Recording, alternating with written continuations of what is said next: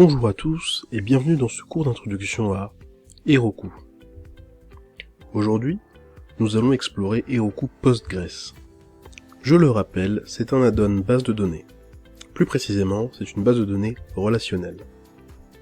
Cela veut dire que vous pouvez relier entre elles les données et créer des dépendances à travers la base de données. La manipulation de données affectera les données reliées.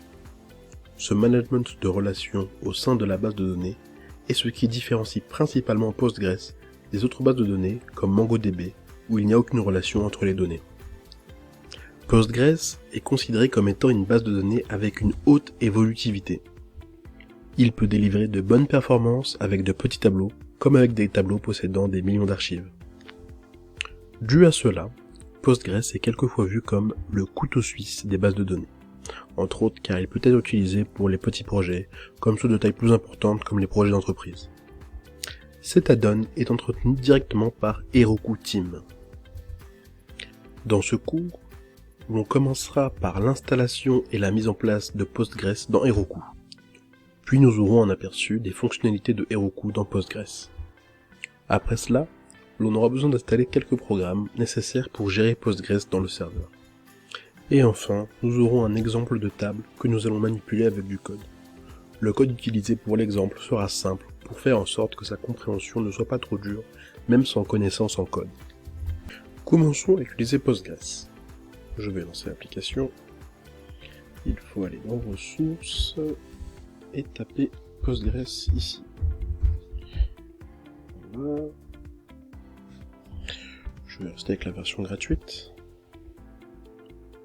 Maintenant Postgres est installé. Il est juste ici. Avant d'aller plus loin, je veux aller dans les variables de configuration. À l'installation de Postgres, Heroku a créé une variable de configuration, database URL. Elle contient des informations pour pouvoir accéder à la base de données. Vous pouvez voir cette variable comme les informations d'identification de la base de données. Cette variable sera utilisée dans le code pour se connecter à la base de données. Retournons dans Ressources. Postgres.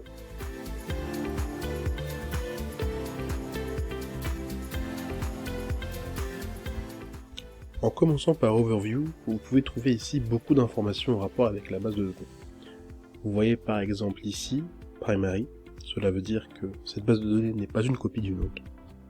La version de Postgres qui est utilisée, la date de création, la maintenance, c'est-à-dire la façon dont les mises à jour seront procurées par Heroku, le rollback est utilisé lorsque vous avez par exemple une erreur ou des données corrompues.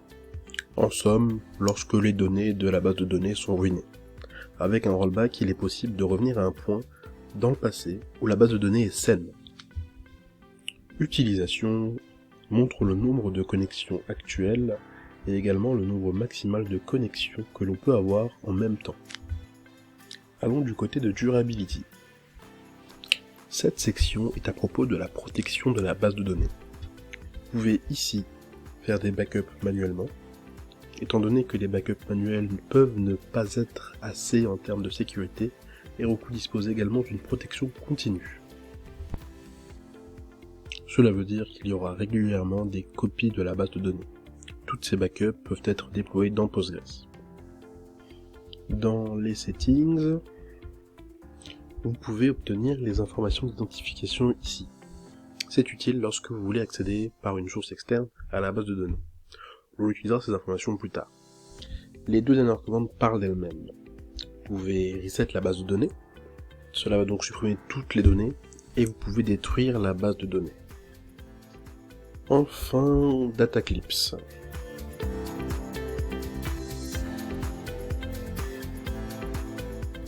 Je vais d'abord en créer un.